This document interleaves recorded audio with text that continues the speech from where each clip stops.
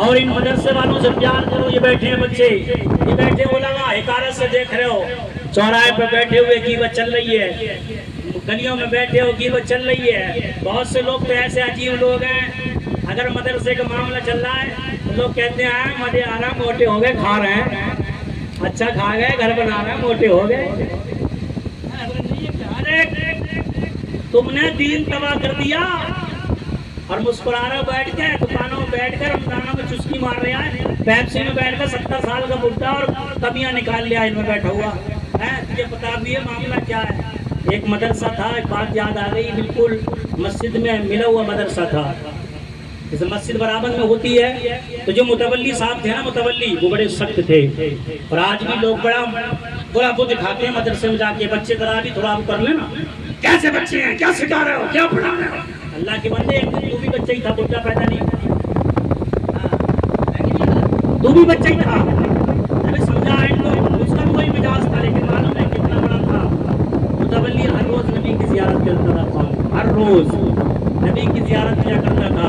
ایک دن وہ مسجد میں گیا تو اس نے دیکھا دو بچے چھوٹے چھوٹے تھے, آپس میں مسجد میں لڑ رہے تھے, ایک دوسرے کے پیچھے بھاگ رہے تھے.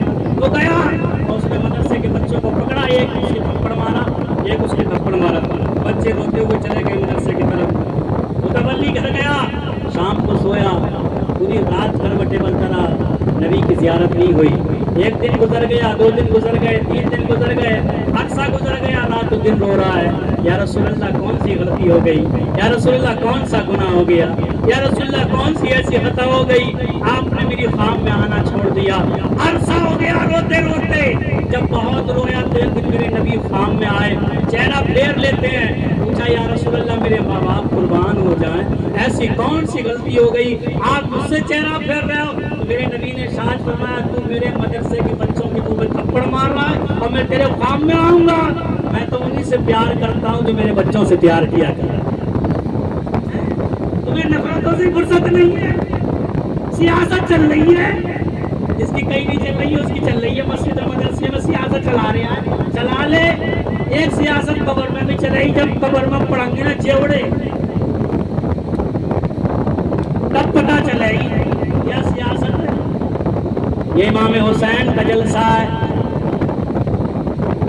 ان جلسوں میں آنے والوں, ان علماء کو پیار سے دیکھو, محبت سے دیکھو اور بات کو سن لو.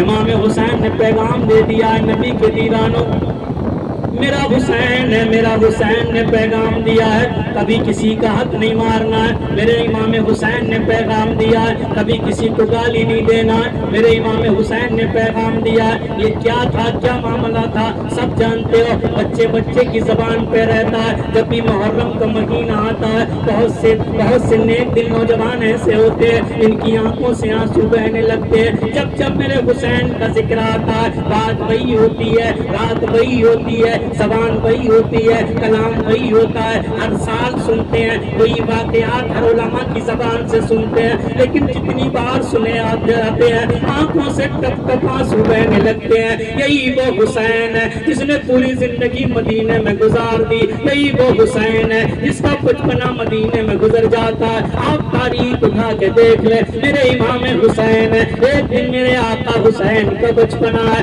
میرے آقا حسین روتے ہوئے میرے نبی کے حجرے میں پہنچ جاتے ہیں. پہنچنے کے بعد میرے مصطفیٰ کریم آقا نے امام حسین کو روتا ہوا دیکھا, فوراً گود میں اٹھا لیتے ہیں, وہ چلنے لگتے ہیں. فرماتے ہیں میرے لال کیا بات ہے, کیوں روتا ہے, میری آنکھوں کے ٹھنڈک کیا بات ہے, کیوں روتا ہے, اے میرے دل کے چین کیوں روتا ہے. امام حسین رو کے عرض کرتے ہیں, نانا جان ابھی ایک سواری پر بیٹھ کے گیا, مجھے بھی سواری کرنا ہے. نبیوں کا نبی ہے, رسولوں کا رسول ہے, پیغمبروں کا پیغمبر ہے. اس کے طرح کوئی نبی نہیں آیا, اس کے طرح کوئی رسول نہیں آیا, اس کے طرح دنیا میں کوئی نہیں آیا. لیکن جب نواسے کو روتا دیکھا, میرے مصطفیٰ نے اپنے گھٹنوں کو زمین پہ ٹیک دیا, اپنی کونیوں کو زمین پہ ٹیک دیا اور فرمایا ہے میرے نواسے میری پشت پہ سوار ہو جا. نبی کا نواسا نبی کی پشت پہ